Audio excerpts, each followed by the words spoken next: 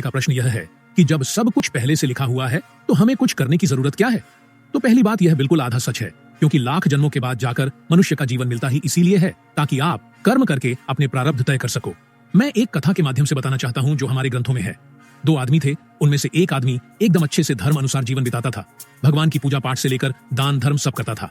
दूसरी तरफ एक आदमी लालची था, वह राजा के दरबार में काम भी करता था और वहां से कुछ धन भी चुरा लेता था। उसके बाद भी उसका जीवन अच्छे से चलता रहता था और वह धनवान भी रहता था।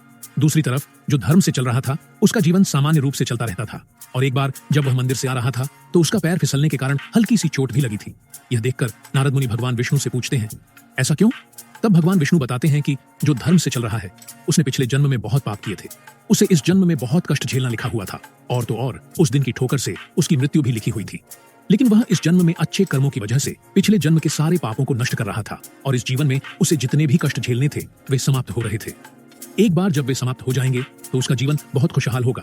इसके विपरीत जो आदमी है उसके जीवन में राजपाट लिखा हुआ था, लेकिन उसके कर्मों की वजह से उसका सुख वैभव घटकर छोटे से धन में सिमट गया है और जब उसके सारे पिछले जन्म के पुण्य समाप्त होंगे तो उसका दुख भरा जीवन शुरू होगा। तो हमें इसका उत्तर यह मिलता है कि जन्म से आपके जीवन में कितना सुख दुख मिलेगा वह लिखा होता है, लेकिन आप कर्मों से इसे बढ़ा या घटा सकते हो। और भगवान कहते हैं कर्म प्रधान है, जैसा कर्म करोगे उसका फल अवश्य पाओगे।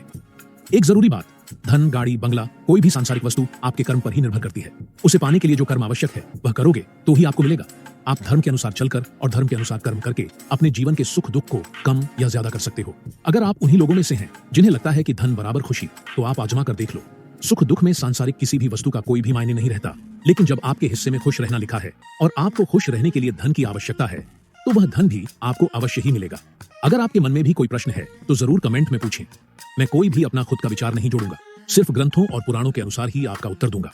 हमारे प्रिय भैया जी महाशय का प्रश्न यह है कि जब